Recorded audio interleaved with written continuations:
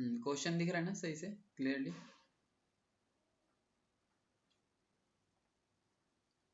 Question में कोई doubt तो नहीं? क्वेश्चन दिख रहा है ना सभी को? हाँ भैया। ठीक है। तो देखो जरा ध्यान से, ये क्वेश्चन करा किसी ने? सॉल्व करा था किसी ने?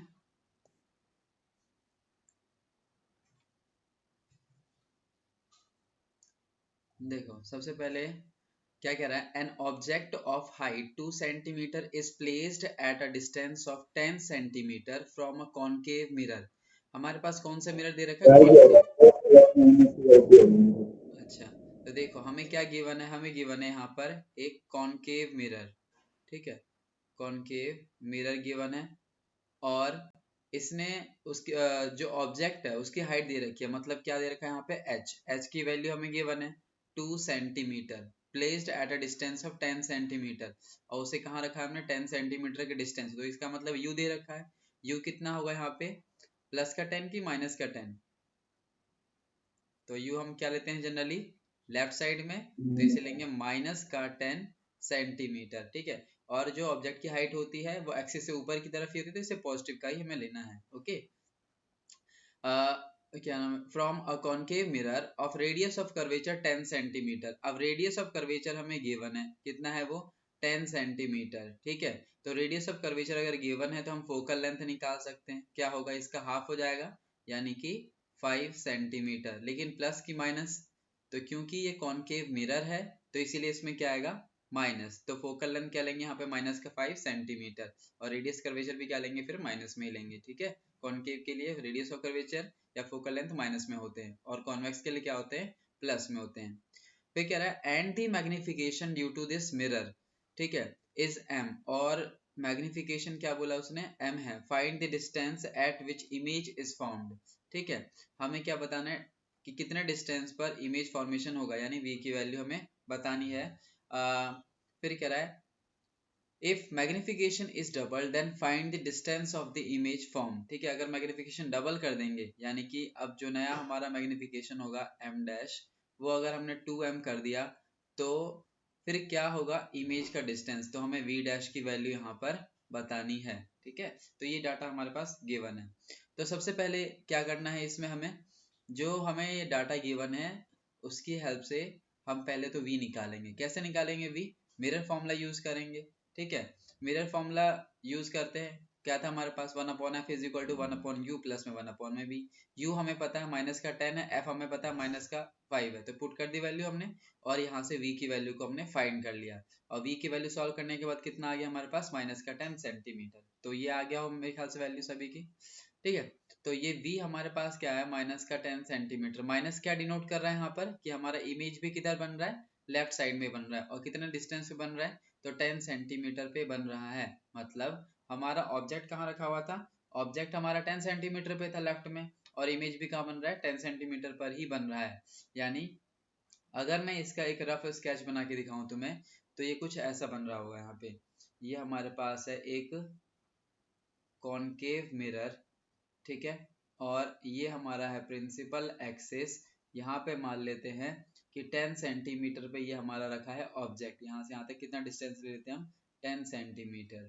ठीक है, और जो इसकी इमेज बन रही होगी, वो इमेज जस्ट इसके नीचे बन रही होगी, यहाँ पे कहीं पे। ठीक है, तो ये हमारा ए बी कोई ऑब्जेक्ट है, तो ये बन रहा होगा हमारा ए डैश, और यहाँ पे बी डैश। ठीक है, तो ये भी 10 सेंटीमीटर पे ही बन रहा होगा, ऐसा है। तो हमने v की वैल्यू निकाल ली, है ना, और मैग्निफिकेशन निकालने का फॉर्मूला हमें मालूम है। मैग्निफिकेशन कैसे निकालते हैं, तो मैग्निफिकेशन मिरर के केस में क्या था, माइनस का v बाय यू, याद होगा, माइनस का v बाय यू। अभी मैग्निफिकेशन अगर हम m की वैल्यू निकालना चाहे तो कैसे निकालेंगे, हमें v और u दोनों मालूम चल गए। क्या u कितना है हमारे पास, -10, और v अभी हमने निकाला था, v कितना आया था, वो भी -10 आया था। तो इसका मतलब यहाँ माइनस, और v की जगह क्या रखेंगे, माइनस का v रखेंगे। यू की वी की जगह क्या है, -10 है, तो मैं यहाँ पे 10 रख लेता हूँ, माइनस का 10। ठीक है, और यू कितना है, वो भी -10 है, तो ये माइनस माइनस कैंसिल, लेकिन ये वाला माइनस आ जाएगा, 10 से 10 कैंसिल, तो ये आ गया माइनस का 1। ठीक है, तो मैग्निफिकेशन कितना आया है हमारे पास, ये आया है माइनस का 1। ठीक है, तो मैग्निफिकेशन m हमें मिल गया पहले वाले केस के लिए। अब कह रहा है क्या वो कि मैग्निफिकेशन को अगर डबल कर दें, ये हमारा m डैश जो है वो अगर 2m हो जाए तो बताओ v डैश क्या आएगा। तो कैसे निकालेंगे, तो ध्यान देना जरा। यहाँ पर अगर मैग्निफिकेशन डबल कर रहे हैं, जैसे यहाँ पर मैग्निफिकेशन निकाल लिया, पहले वाले केस में -1 आया था, मैग्निफिकेशन डबल करेंगे तो ट्वाइस हो गया, तो यहाँ पर ट्वाइस हो जाएगा यानी कि 2 आ जाएगा। मैग्निफिकेशन कितना आ जाएगा, 2 आ गया, ठीक है। उस केस में हम यहाँ पर v की वैल्यू कैसे बता सकते हैं, तो v की वैल्यू हम कैसे फाइंड करेंगे, तो ध्यान देना जरा। मैग्निफिकेशन का formula m is equal to फिर से माइनस का v बाई यू, वैसे का वैसे ही रहेगा यहाँ पे। अब u तो हम वैसे ही रखेंगे, है ना। हमें y डैश निकाला, मैग्निफिकेशन अब कितना हो गया, मैग्निफिकेशन हो गया ट्वाइस, डबल हो गया। डबल अगर हो गया होगा तो यहाँ पे हम क्या लिखेंगे, 2, है ना, और वो भी -2, मतलब इसको 2 से मल्टीप्लाई किया -2 आ जाएगा, है ना। और ये आ जाएगा हमारा माइनस का v डैश बाय u कितना आया था हमारे पास, माइनस का 10 था। ये माइनस माइनस काट देता हूँ मैं, इसको इधर भेज देते हैं मल्टीप्लाई में, इससे मल्टीप्लाई में जाएगा तो कितना आ जाएगा, तो v डैश आ जाएगा माइनस का 20 सेंटीमीटर। तो यहाँ पे हमारे पास क्या आ गया कि v डैश कितना बनेगा, -20 सेंटीमीटर पे बनेगा। ये चीज समझ आया सभी को। मैग्निफिकेशन क्या करा हमने, पहले वाले केस में मैग्निफिकेशन आया था -2, फिर उसने बोला क्वेश्चन के अकॉर्डिंग कि मैग्निफिकेशन डबल कर रहे हैं। मैग्निफिकेशन डबल कर रहे हैं मतलब हमारा जो नया m डैश आएगा वो इसका डबल हो जाएगा। तो इसको डबल करेंगे तो -1 पहले था, 2 से मल्टीप्लाई करेंगे तो -2 हो जाएगा। तो मैग्निफिकेशन हमारा क्या आ गया, -2। यहाँ डैश लिख देता हूँ मैं, m डैश हमारा आ गया -2 और v डैश हमें चाहिए, u की वैल्यू हमें पता ही है, बस सॉल्व करके और ये आंसर आ गया, ठीक है। तो -20 सेंटीमीटर पे हमारा इमेज बनेगा, ठीक है। कोई डाउट तो नहीं किसी को इस न्यूमेरिकल में, सिंपल है, आगे सभी को समझ में, नहीं ठीक है। अब यहाँ पे अब हम आगे बढ़ते हैं। अच्छा उससे पहले बताओ मुझे रिफ्रैक्शन क्या था और रिफ्लेक्शन क्या था। रिफ्लेक्शन क्या था, सेम मीडियम में जब लाइट रिफ्लेक्ट करके हाँ बाउंस बैक हो जाती है तो उसको रिफ्लेक्शन बोलते हैं। हाँ, और और रिफ्रैक्शन, जब लाइट लाइट जो है वो डेंसिटी के हिसाब से बेंड करती है तो उसको रिफ्रैक्शन बोलते हैं। डेंसिटी के हिसाब से नहीं बोलेंगे, जब लाइट एक मीडियम से दूसरे मीडियम में जाती है तो अपने ओरिजिनल पाथ से अगर डेविएट हो जाए, मुड़ जाए, तो इस फिनोमिना को क्या बोलते हैं हम, रिफ्रैक्शन, ठीक है। रिफ्रैक्टिव इंडेक्स क्या होता है, रिफ्रैक्टिव इंडेक्स पढ़ा था, क्या होता है बताओ, प्रीति, मानसी, आर्यन, क्या था रिफ्रैक्टिव इंडेक्स।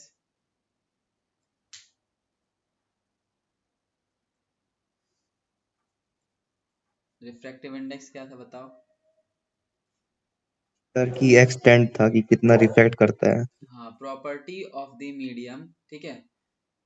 ये मीडियम की कैसी प्रॉपर्टी थी, which decreases the speed of light, जो क्या कर रही थी, लाइट की स्पीड को डिक्रीज कर रही थी with respect to the vacuum, vacuum के रिस्पेक्ट में वो लाइट की स्पीड को क्या कर रही थी, डिक्रीज कर रही थी।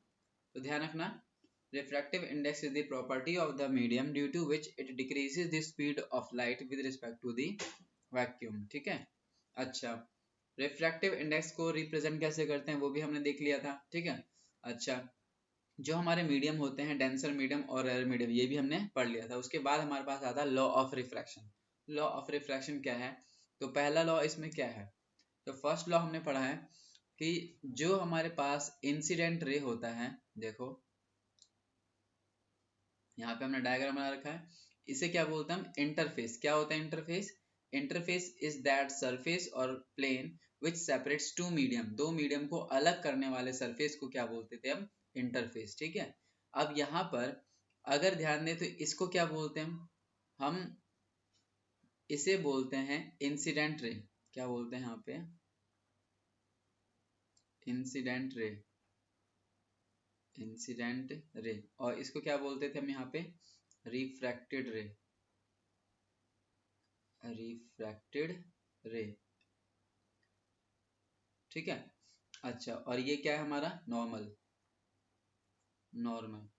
तो फर्स्ट लॉ क्या बोलता है कि incident ray, refracted ray and normal all lie in the same plane, मतलब ये तीनों के तीनों जो होते हैं वो एक ही प्लेन पर होते हैं, एक ही शीट पर होते हैं। ऐसा नहीं कि प्लेन से बाहर जा रहा होगा इसमें से कोई भी एक। ठीक है, तो ये ध्यान रखना कि incident ray, normal and refractive ray all lie in the same plane. जैसे हमने रिफ्लेक्शन में पढ़ा था ना कि incident ray, reflected ray and normal all lie in the same plane, उसी तरह से यहाँ पर भी वैसा है, incident ray, normal and refracted ray all lie in the same plane. ठीक है, तो ये सिंपल है पहला वाला, तो ये हमने वैसे कर लिया। दूसरा इसका जो इम्पोर्टेंट लॉ है उसको जरा ध्यान से समझो, ठीक है, क्योंकि ये आगे काफी काम आएगा। ये क्या बताता है, देखो लॉ ऑफ रिफ्रैक्शन में angle I is equal to R हो ऐसा हमेशा जरूरी नहीं है, लेकिन जो रेशियो आता है किसका, sine of the angle of incidence to the sine of the angle of refraction, उनका जो रेशियो आता है वो हमेशा कांस्टेंट रहता है।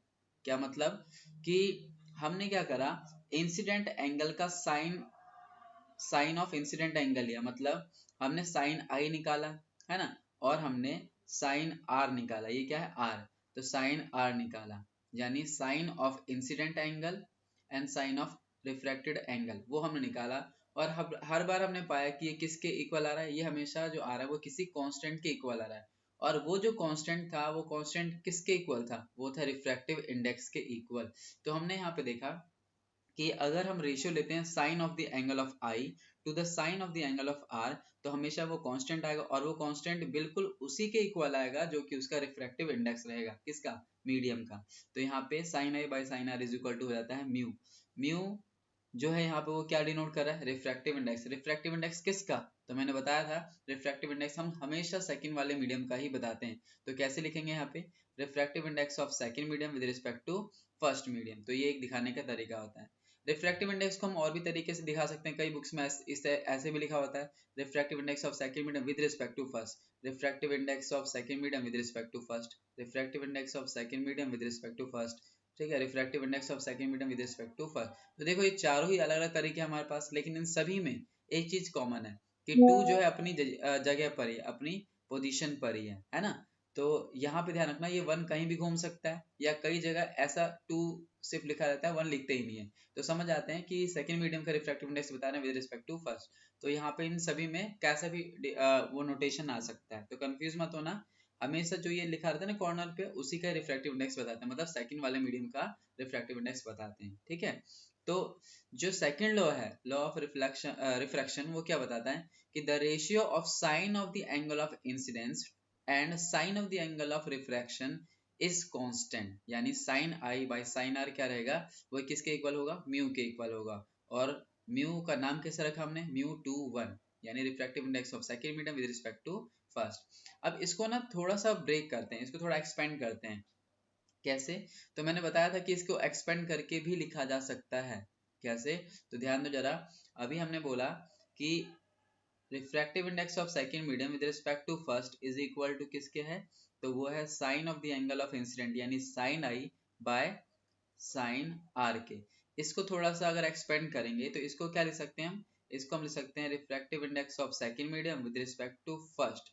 तो विद रिस्पेक्ट टू फर्स्ट वाला कहाँ जाएगा, नीचे, यानी इसको क्या लिखा हमने, म्यू टू अपॉन में म्यू वन, और यहाँ पे क्या आ जाएगा, sine I by sine R. ठीक है, अब इसको ना क्रॉस मल्टीप्लाई कर दो, इसको इधर मल्टीप्लाई कर दो, इसको इधर मल्टीप्लाई कर दो। अब ये इससे मल्टीप्लाई होगा तो क्या आएगा, तो देखो ध्यान से, अगर ये इससे मल्टीप्लाई होगा तो ये आ जाएगा म्यू वन इंटू साइन आई, ठीक है, इज इक्वल टू, ये इससे मल्टीप्लाई हुआ तो क्या आ जाएगा यहाँ पे, तो ये आ जाएगा म्यू टू इंटू में साइन आर। ठीक है, अब इस रिलेशन को ना बड़े ही ध्यान से समझने की कोशिश करना। ठीक है, क्या कह रहा है कि जब हम पहले वाले मीडियम में हैं, जब हम फर्स्ट वाले मीडियम में हैं, तो इसका रिफ्रैक्टिव इंडेक्स हमने बोला है म्यू वन है।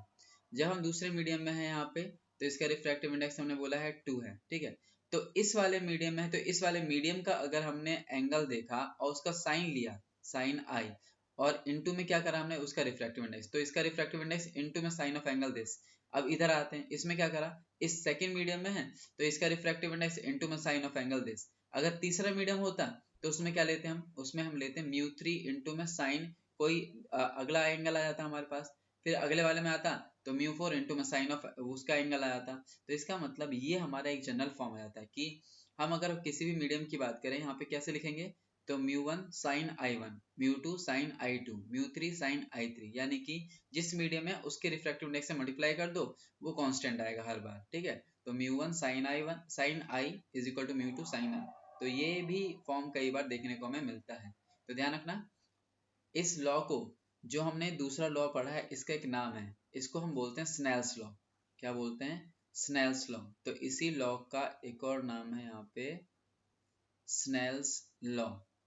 तो पेपर में डायरेक्ट ये क्वेश्चन भी आ जाता है कि डिफाइन स्नेल्स लॉ। तो तुम्हें यही लिखना है कि it states that the ratio of sine of the angle of incidence to the sine of the angle of refraction is constant, that is mu is equal to sine I by sine R. और अगर expand करके लिखेंगे तो जो मैंने अभी यहाँ पे लिखा है, क्या ये चीज, तो ये यहाँ पे लिख दोगे, ठीक है। ये रहा यहाँ पे लिख रखा हमने, ठीक है। कोई डाउट तो नहीं इसमें? ये हमने यहाँ पे एक्सपेंड करके लिखा है, जिसे कहते हैं हम स्नेल्स लॉ, ठीक है। यहाँ तक किसी को डाउट तो नहीं? ये चीज समझ आया? Yes sir. ठीक है, अब आगे बढ़ते हैं। हमने लॉ ऑफ रिफ्रैक्शन पढ़ लिया है ना, 2 लॉ थे हमारे पास उसमें। अब उसके बाद हमारा एक छोटा सा टॉपिक है इम्पोर्टेंट सा, वो है real depth and apparent depth. क्या है ये चीज?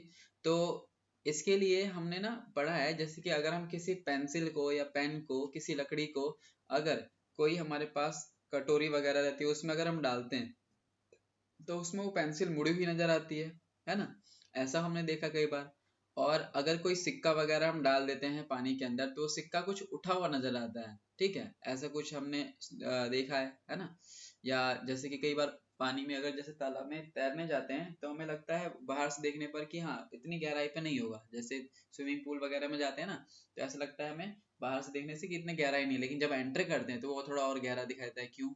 इसके पीछे क्या लॉजिक है? तो इसको हम यहाँ पे थोड़ा सा देखेंगे, जिसको हम रियल डेप्थ और एपरेंट डेप्थ के अंदर पढ़ते हैं। रियल डेप्थ मतलब एक्चुअल जो उसकी गहराई है, डेप्थ है। एपरेंट मतलब जो आभासी, आभासी मतलब एक्चुअल में हमें जो दिखाई देता है ना। एक्चुअल में तो डेप्थ ज्यादा है या कम है, लेकिन हमें दिखाई बाहर से कुछ और दे रहा है। तो बाहर से जो चीज दिखाई दे रहा है हमें, वो उसे बोलते हैं एपरेंट डेप्थ, ठीक है। और रियल डेप्थ, इनमें क्या रिलेशन है वो चीज हम यहाँ पे देखने वाले हैं। तो पेंसिल क्यों मुड़ी हुई नजर आती है, सिक्का क्यों उठा हुआ नजर आता है, तालाब का जो पानी रहता है उसकी गहराई वगैरह है ना, जो नीचे वाला सिरा है वो में क्यों कम गहरा नजर आता है बाहर से देखने पर। तो ये चीज थोड़ा सा समझते हैं, जो यहाँ पर कुछ इसके एप्लीकेशंस हैं, ठीक है। तो देखो,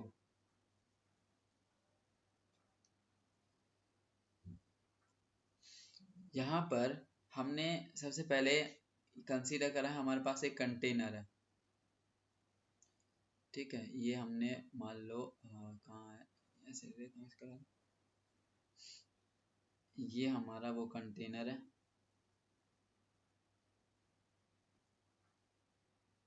और इस कंटेनर को हमने क्या करा है, पानी से भर दिया,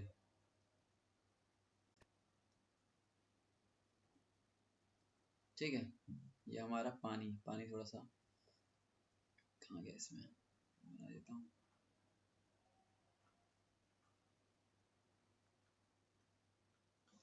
ये पानी है, ठीक है, समझ जाना इसमें।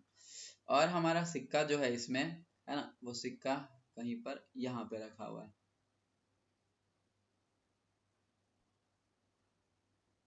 ये वो सिक्का है, ओके। अच्छा, और बाहर कोई ऑब्जर्वर है जो कि उसको देख रहा होगा, और वो जो उसे देख रहा होगा वहां पे,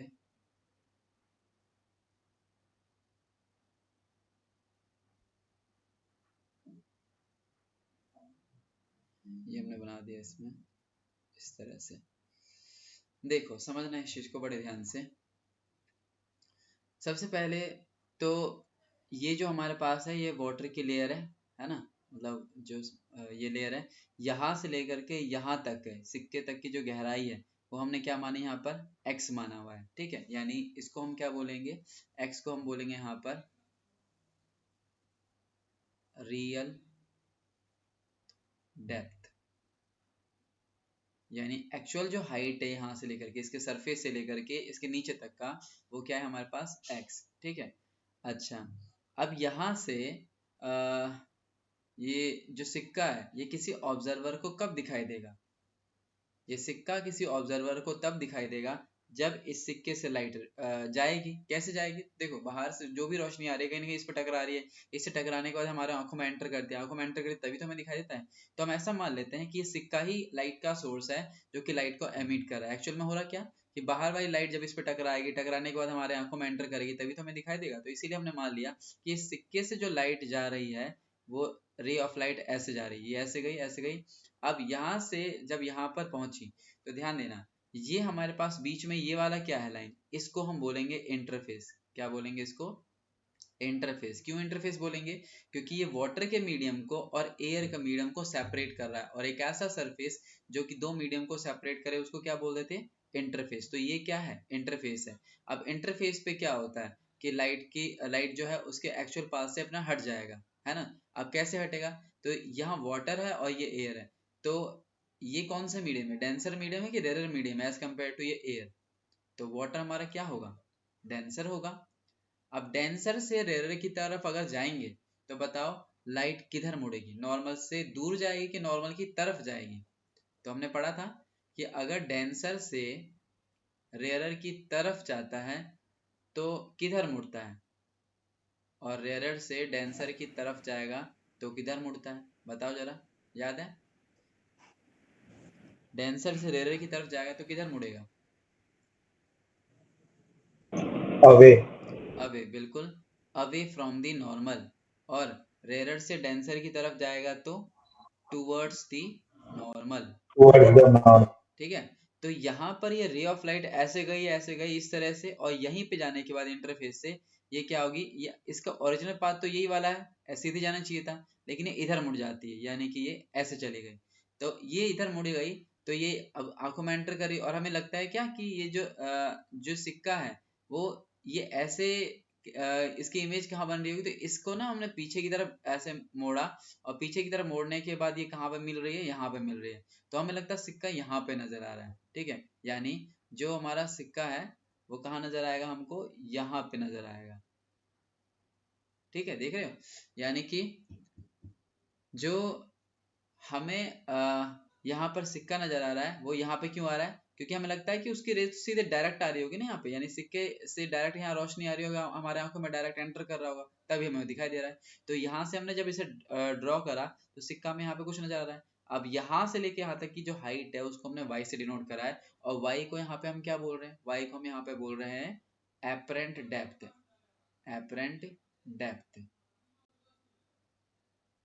एपरेंट डेप्थ क्या होता है? बेसिकली जो रियल डेप्थ नहीं है, जहां पे हमें नजर आ रहा है वो सिक्का, है ना, वो उसकी रियल डेप्थ तो नहीं है ना, वो एक आभासी या फिर इमेजिनरी हम बोल सकते हैं डेप्थ क्या रही है, जहाँ पे वो दिखाई दे रहा है हमें। तो इसीलिए y को हम बोलते हैं एपरेंट डेप्थ, और x क्या है? यहाँ पे रियल डेप्थ है।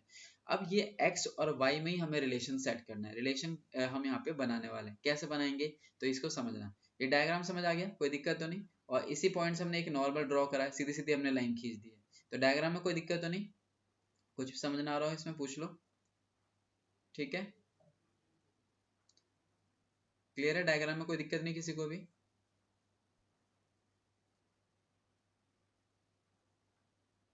ना भैया। ठीक है। अब देखो ध्यान से, हमें क्या चाहिए? हमें चाहिए रिलेशन x और y के बीच में। अब x और y किन किन ट्राइंगलों से मिल सकते हैं हमें? तो देखो ध्यान से जरा, हमें एक्स वाई किस ट्राइंगल से मिल सकता है? अब x जो है ये तो हमें एक बड़े वाले ट्राइंगल से मिलता हुआ नजर आ रहा है, और y जो है ये छोटे वाले ट्राइंगल से मिलता हुआ नजर आ रहा है। ठीक है, तो यहाँ पर हम क्या करेंगे, ये जो बड़े वाले ट्राइंगल और छोटे वाले ट्राइंगल इन दोनों को ही उठाने वाले हैं। सबसे पहले मैं यहाँ पे बड़े वाले ट्राइंगल को लेता हूँ। बड़ा वाला ट्राइंगल कौन सा? तो ए ओ बी। इसमें भी हम क्या निकालेंगे? हम निकालेंगे साइन आई और साइन आर। ऐसा क्यों? क्योंकि हमने पढ़ा कि ये कौन सा फिनोमेना है? ये एक रिफ्रैक्शन का फिनोमेना है। कैसे पता है रिफ्रैक्शन का फिनोमेना है? तो एक मीडियम से दूसरे मीडियम में लाइट जा रही है, और इस फिनोमेना क्या बोलते हैं हम? रिफ्रैक्शन। तो कहीं ना कहीं हम स्नेल्स लॉ यूज करने वाले हैं, और स्नेल्स लॉ की हेल्प से ही एक्स और वाई के बीच में रिलेशन बनाने वाले हैं। और स्नेल्स लॉ क्या पढ़ा था हमने? Mu is equal to sine I by sine R. तो हम यहाँ पे साइन आई और साइन आर निकालने वाले हैं। अब साइन आई और साइन आर कैसे निकालेंगे?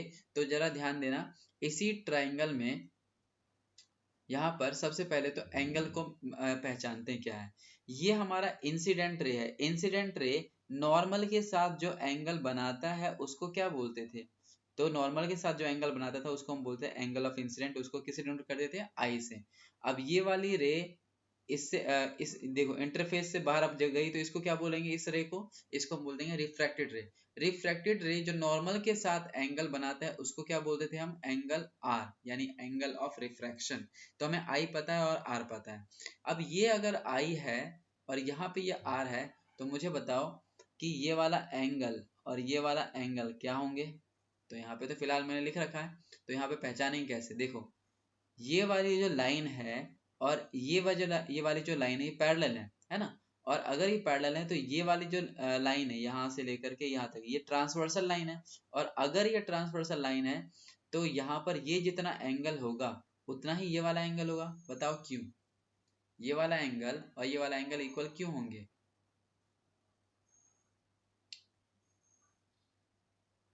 क्या रीजन है इसके पीछे?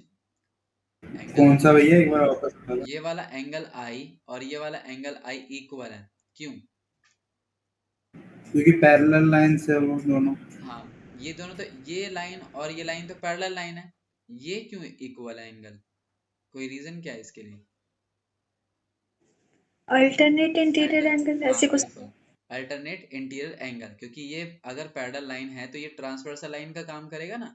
तो ये एंगल अल्टरनेट इंटीरियर एंगल्स हैं, इसलिए angle I is equal to angle ये angle I is equal to angle I हो गई। ये वाला एंगल इसी के इक्वल आएगा। अब यहाँ पे ये कैसे बताओ जरा, ये आर कैसे बना? यहाँ पर फिर से उसी को देखते हैं। ये लाइन और ये लाइन पैरेलल लाइन है। अब ये ट्रांसवर्सल लाइन का काम करेगी जो सीधी सीधी गई लाइन है यहाँ पे, ठीक है? तो अगर ये हमारे पास आर है तो ये भी क्या हुआ? ये भी आर होगा। अब इसका रीजन बताओ क्यों ये आर है तो ये भी आर होगा? इसका रीजन क्या है?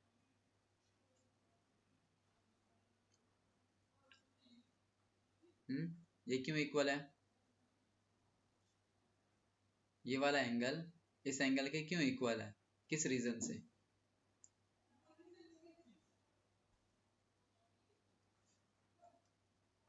बताओ, इसको क्या बोलते हैं? सिर्फ कॉरेस्पॉन्डिंग एंगल से। हाँ बिल्कुल, करस्पॉन्डिंग एंगल। तो ये हमारे करस्पॉन्डिंग एंगल्स तो हैं, है ना? हमने पढ़ा है ना ऐसा कि अगर दो पैरेलल लाइंस होती हैं ये इस तरह से होती हैं तो जो अगर ये एंगल है वही एंगल है तो इसको बोलते हैं करस्पॉन्डिंग एंगल। लेकिन अगर हमारे पास इस तरह का होता है, यहाँ पे होता है जैसे ये और ये, तो इसको अल्टरनेट इंटीरियर एंगल्स बोलते हैं। तो यहाँ पे आर आर के इक्वल है क्योंकि करस्पॉन्डिंग एंगल है। ये आई इस आई के इक्वल था क्योंकि ये अल्टरनेट इंटीरियर एंगल था, ठीक है? इसमें ट्रांसवर्सल का काम ये कर रहा था, इसमें ट्रांसवर्सल का काम ये कर रहा है। ओके, तो इस चीज का ध्यान रखना। तो अब तुम्हें आई और आर मालूम चल गए। अब हम बड़े वाले ट्राइंगल को अगर ध्यान दें, ये बड़ा वाला ट्राइंगल हमारे पास और ये एक राइट एंगल ट्राइंगल है। कैसे पता राइट एंगल ट्राइंगल? तो ये वाला एंगल कितने का होगा? 90 डिग्री का होगा। तो बड़ा वाला जो ट्राइंगल अगर हम लेते हैं इस वाले में, तो यहाँ पर मुझे बताओ इस वाले ट्राइंगल में कौन सा परपेंडिकुलर है, कौन सा बेस? ये वाली साइड क्या होगी?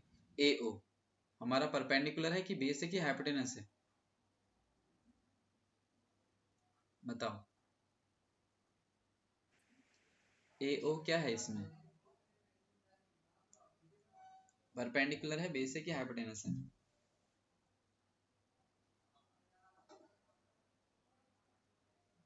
ये बताओ बताओ।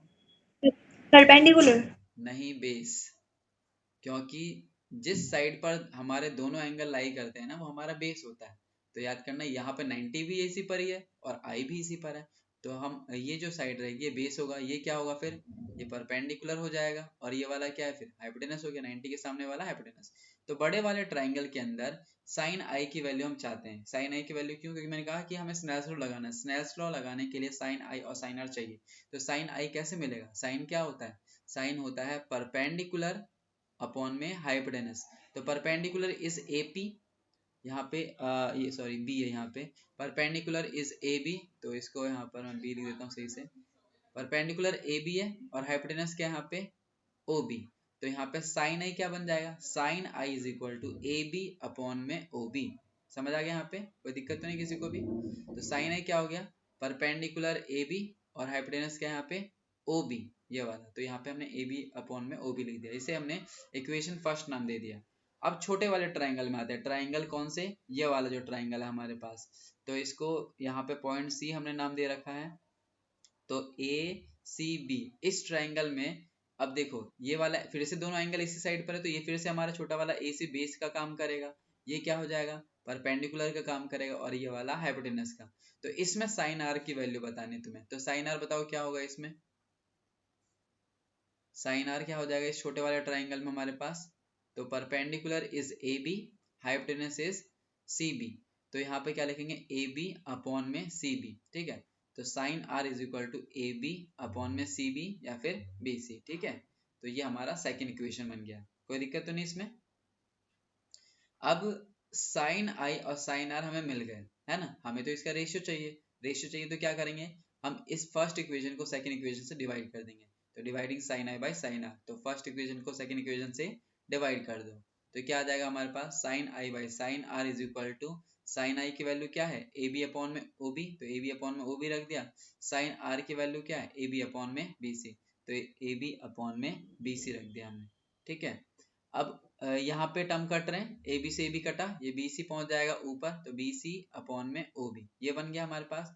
अब यहाँ पर थोड़ा ध्यान से समझना, यहाँ तो कोई दिक्कत तो नहीं किसी को भी? Sine I by sine R is equal to क्या आ गया? बी सी अपॉन में ओ बी, ठीक है। किसी को डाउट तो नहीं यहाँ पे किसी को?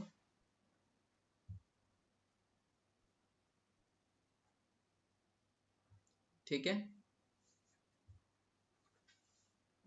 डाउट तो नहीं किसी को भी? No sir. ठीक है, अब आगे देखो, जो हमारे पास ये एक्सप्रेशन आया है sine I by sine R is equal to B C upon में O B, B C upon में ओ बी, जरा इसको ध्यान से देखना। बी सी अपॉन में ओ बी कहाँ है हमारे पास? ये रहा बी सी और ये ओ बी। ये जो हमारा बी सी और ओ बी है, इन पे थोड़ा फोकस करो। ये जो हमारे पास पॉइंट्स होते हैं ना, ए और बी, प्रैक्टिकली ये बहुत ज्यादा क्लोज होते हैं। ऐसा कैसे? हम अभी डायग्राम में तो इसको दूर दूर बना रहे हैं, क्योंकि हमने बोला कि यहाँ जैसे सिक्के से रेज जा रही है, इस तरह से हमें दिख रहा है, बट प्रैक्टिकली जब हम देखते हैं तो ये काफी ज्यादा ना क्लोजर होते हैं, इतने ज्यादा क्लोजर होते हैं कि हम ए और बी को ना एक मान सकते हैं, ठीक है। तो यहाँ पर फिर से यही करने वाले हैं कि practically as A and B points are very closer to each other, यानी कि अगर हम डायग्राम में समझने के लिए इसको दूर दूर तो बना रहे हैं, बट प्रैक्टिकली जो इसका ये ए वाला पॉइंट और बी वाला पॉइंट होता है, या काफी क्लोजर होते हैं। अब इतने ज्यादा क्लोजर होते हैं कि हम ए और बी को एक ही मान सकते हैं। तो हम क्या करने वाले हैं? हम बी पॉइंट को ए से रिप्लेस करने वाले हैं। तो यहाँ पे क्या लिखेंगे कि practically as A and B are very close to each other, so replace B with A. हम बी को किससे रिप्लेस करने वाले हैं? ए से। तो जहां भी बी लिखा हुआ होगा वहां पे क्या रख देंगे? हम ए रख देंगे। तो वही अगला स्टेप है यहाँ पर, ठीक है। तो यहाँ पे देखो, practically A and B are very close to each other, so replace B with A, B को ए से रिप्लेस कर दो। तो ये जो हमारे पास इक्वेशन आया था, इसी में हम बी की जगह क्या रखेंगे? ए, तो ये बन जाएगा ए सी अपॉन में ओ ए, तो ये बन गया हमारा ए सी अपॉन में ओ ए। अब मुझे ए सी और ओ ए की वैल्यू बताओ यहाँ पर क्या होगी? ए सी और ओ ए सी, ए से लेकर के सी तक का डिस्टेंस क्या है? ए से लेके सी तक का डिस्टेंस क्या है बताओ? वाई। वाई। और ए से लेके ओ तक का डिस्टेंस क्या है? एक्स। एक्स। यानी ए ओ हमारा एक्स है और ए सी हमारा एक्स वाई में है। से वाई माइनस कर देंगे फिर। अभी यहाँ पे हम लिखेंगे पहले ए सी की जगह वाई और ओ ए की जगह एक्स, समझ रहे हो? ए सी हमारा आया था क्या? वाई, और ओ ए हमारा एक्स, यही था ना। अब यहाँ पे ध्यान देना कि sine I by sine R होता क्या है? तो sine I by sine R होता है हमारे पास म्यू। क्या होता है? Mu, refractive index. अब y is equal to mu is equal to Y by X आ गया, ठीक है। ये रिफ्रैक्टिव इंडेक्स का नाम दो, कैसे नाम देंगे हम यहाँ पे? तो मैंने कहा था हमेशा रिफ्रैक्टिव इंडेक्स किसका लिखते हैं? सेकंड वाले मीडियम का। मुझे बताओ कि यहाँ पर सेकंड वाला मीडियम कौन सा है? अगर हम यहाँ से लाइट को इधर एंटर करवाए तो सेकंड वाला मीडियम कौन सा है? वाटर है कि एयर है? Air air. है ना, जिस मीडियम में जा रहा है वो सेकंड मीडियम है। तो यहाँ पे एयर हमारे लिए सेकंड मीडियम है, और फर्स्ट मीडियम कौन सा हुआ फिर? वाटर। तो रिफ्रैक्टिव इंडेक्स का नाम कैसे लिखोगे बताओ? इसका नाम क्या होगा? यू नॉट ए अपॉन में यूनिट W. हाँ, इसको हम ऐसे लिख सकते हैं, refractive index of air. Air के लिए मैं ए या नॉट यूज कर सकता हूँ, तो refractive index of air with respect to water, ये लिख सकते हैं हम यहाँ पे। तो यही हमने लिखा है। लेकिन जनरली हम क्या करते हैं, हम एयर के रिस्पेक्ट में बाकी मीडियम का बताते हैं, है ना। तो ध्यान दो थोड़ा सा, इसको यहाँ पर एक्सपेंड करके बता रहा हूँ मैं। ये जो हमारे पास आया है अभी, वो क्या है, वो है refractive index of air with respect to water. किसके इक्वल है, y अपॉन मैक्स, जिसमें y क्या है, रियल डेप्थ है कि अपरेंट डेप्थ है, y। y कौन सा डेप्थ है, रियल डेप्थ है apparent depth, Apparent depth. Apparent depth. और x क्या है यहाँ पे, रियल डेप्थ, ठीक है। अब इसको ना थोड़ा एक्सपेंड करते हैं, कैसे, मैंने अभी बताया था एक्सपेंड करने का तरीका। Refractive index of air with respect to क्या बता रहे हैं हम यहाँ पे, वाटर, ठीक है। तो इसको मैंने y अपॉन मैक्स लिखा है। मैं रिफ्रैक्टिव इंडेक्स ऑफ वाटर को लिखना चाहता हूँ ऊपर, तो इसको पलट देते हैं। अगर हम इसे पलटेंगे तो क्या लिखेंगे, म्यू डब्ल्यू अपॉन में mu A is equal to, ये भी पलट जाएगा फिर, तो ये बन जाएगा x अपॉन में y। अब इसी को शॉर्ट में करके लिखना चाहो तो इसको हम ऐसे भी लिख सकते हैं, क्या, refractive index of water with respect to air. तुम यहाँ पे पलट, अगर इसे पलट देते ना, यहाँ पे एयर को ऊपर ले जाते, वाटर को नीचे, तो ये भी पलट जाता। तो यही डायरेक्टली हमने यहाँ पे करके दिखाया है, ऐसे बदल करके। तो ये हमारे पास क्या आ जाएगा, ये आ जाएगा x अपॉन में y। तो ध्यान देना, हम जनरली क्या लेते हैं, रिफ्रैक्टिव इंडेक्स डेंसर वाले मीडियम का लेते हैं विद रिस्पेक्ट टू एयर या वैक्यूम। तो इसको हम ऐसे लिखेंगे। तो ये हमारा फाइनल एक्सप्रेशन आ गया, क्या, कि refractive index of water with respect to air. तो mu W A is equal to क्या आ गया, x अपॉन में y, जिसमें x क्या है, x है हमारे पास रियल डेप्थ, क्या बोलेंगे इसको, रियल डेप्थ, और y क्या है इसमें, एपरेंट डेप्थ। तो ये फॉर्मूला तुम्हें ध्यान में रखना है, ठीक है, एपरेंट डेप्थ। और यहाँ पर जो हमारे पास क्या कहते हैं, ये फॉर्मूला मैंने यहाँ पे ला रखा है इस तरह से, ये x अपॉन में y इज इक्वल टू, इसको शॉर्ट में यहाँ पे ये भी लिख सकते हो, refractive index of water with respect to air, ठीक है, जो कि सेम है जो यहाँ पे मैंने बना के दिखाया है। तो ये फॉर्मूला तुम्हें ध्यान में रखना है, क्या, कि refractive index of water with respect to air, यानी रिफ्रैक्टिव इंडेक्स ऑफ वाटर किसके इक्वल है, तो रियल डेप्थ ऊपर है, अपरेंट डेप्थ नीचे है। तो ये फॉर्मूला तुम्हें ध्यान रखना है। और वाटर का रिफ्रैक्टिव इंडेक्स कितना होता है, ध्यान है, हमने वाटर का रिफ्रैक्टिव इंडेक्स लिखा था, 55.5 कुछ ऐसे या हाँ 1.84 1.33, 1.803. क्या होता है, 1.84 के समथिंग है। नहीं नहीं नहीं नहीं, देखो देखो, 1.003 का है, 0003 का, ऐसे कुछ था। 1.333 है ना। रिफ्रैक्टिव इंडेक्स ऑफ वाटर कितना होता है विद रिस्पेक्ट टू एयर, ये होता है 1.33, ये कह लो, या 4/3, ठीक है, ये कह लो। तो यहाँ पे ये ध्यान रखना, न्यूमेरिकल में बहुत जगह ये दे देता है वैसे, लेकिन ना दे तो तुम्हें फिर भी याद रखना है ये चीज, ठीक है। अगर पॉइंट में बदलेंगे ना 4/3 को, तो यही आएगा 1.33, तो ये आप कह लो 4/3, तो 4/3 याद रखो, ठीक है। ये क्वेश्चन आ जाते हैं इसमें। तो वाटर का रिफ्रैक्टिव इंडेक्स होता है 4/3, या फिर 1 पॉइंट में बदलेंगे तो 1.33, ओके। तो समझ आ गया, कोई दिक्कत तो नहीं इसमें।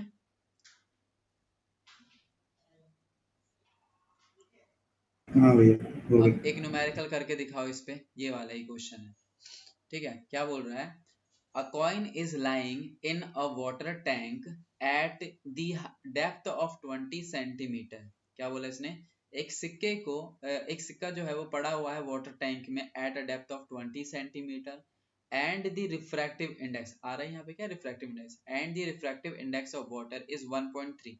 रिफ्रैक्टिव इंडेक्स क्या लेना हमें, 1.3। Then find the distance from the bottom of the surface. ध्यान से देखना जरा इस चीज को, बॉटम ऑफ द सरफेस बोला है इसने।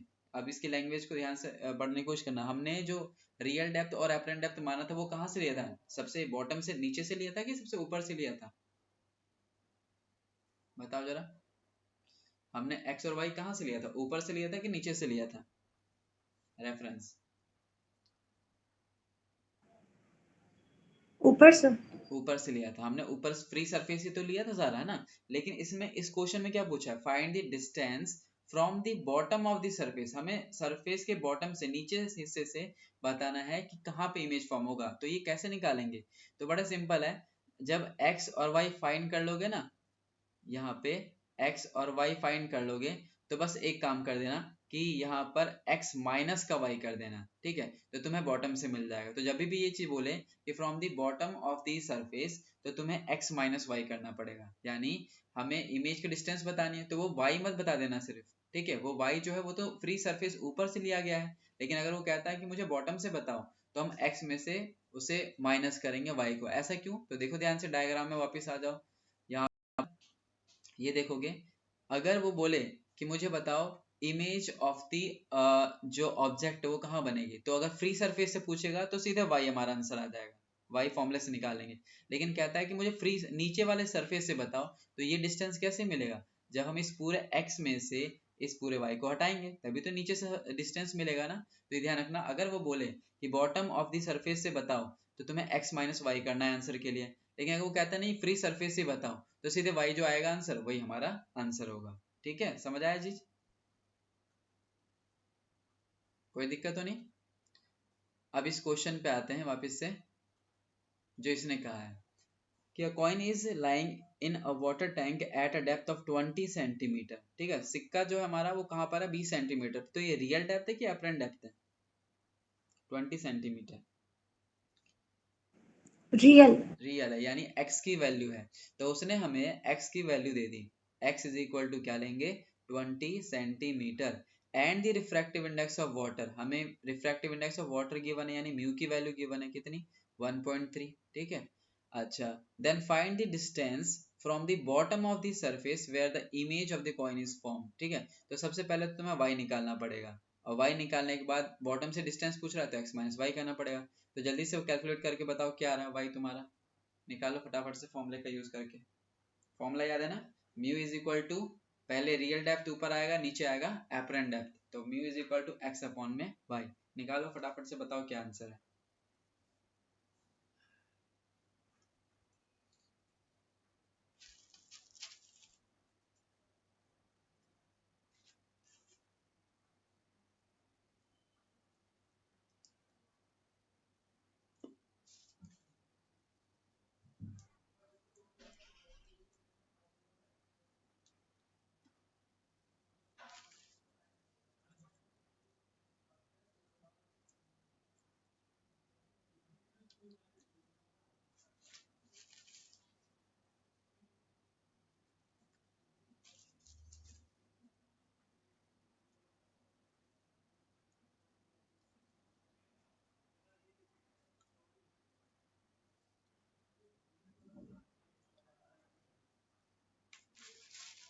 आ गया आंसर?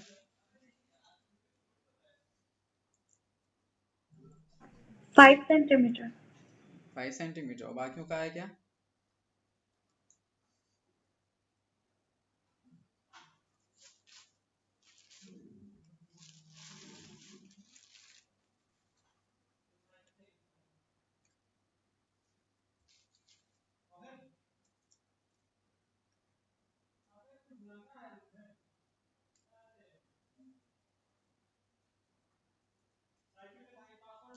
आ गया आंसर?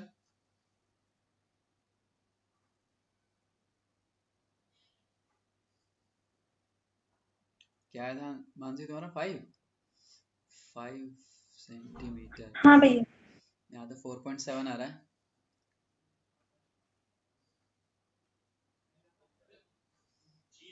सबसे पहले हम फॉर्मूला कौन सा यूज करेंगे? Mu is equal to x upon में y। म्यू हमें कितना गिवन है? 1.3। x हमें गिवन कितना है? 20 सेंटीमीटर। तो 20 सेंटीमीटर, नीचे y को इधर भेजते हैं, इसको नीचे भेजते हैं, तो y इज इक्वल टू आ जाएगा 20 अपॉन में 1.3। पॉइंट को हटा लेता हूँ तो एक 10 और आ जाएगा ऊपर, तो ये आ जाएगा 200 अपॉन में 13। ये y की वैल्यू आ गई हमारे पास। हमें क्या चाहिए? Distance from the bottom, distance from the bottom surface, bottom surface that will be equal to x minus का y। तो x कितना है हमारे पास? 20 माइनस का 200 अपॉन में 13 को सॉल्व करेंगे, कितना आ जाएगा हमारे पास? ये आ जाएगा हमारे पास 15.38 15.3 मान लेते हैं, 15.38 या 15.3 मान लो, तो ये आ गया 15.3, ठीक है। तो ये आ जाएगा हमारे पास कितना 4.7, ठीक है 4.7, वही 5 के लगभग मान सकते हैं। तो हमारा डिस्टेंस आ गया 4.7 क्या सेंटीमीटर। तो नीचे वाले सरफेस से वो कितना उठा हुआ नजर आएगा 4.7 सेंटीमीटर पे, ठीक है। तो ये हमारा आंसर आ गया। आगे बाकियों का आंसर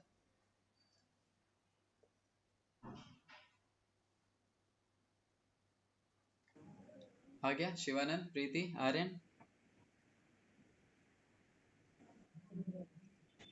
यस सर। ठीक है, ओके। तो वो हो गया हमारा सॉल्व, ओके।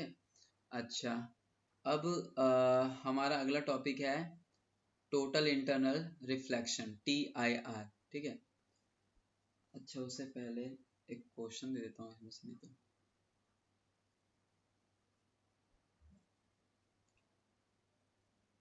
चलो पहले थोड़ा सा इसका बताता हूँ, फिर क्वेश्चन देता हूँ इसका।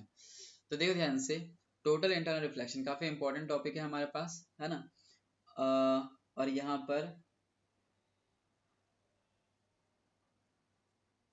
थोड़ा सा समझ लेते हैं डिटेल में। ये जो हमारे पास है टोटल इंटरनल रिफ्लेक्शन, ठीक है, जिसको शॉर्ट में हम क्या बोलते हैं TIR, है ना। अब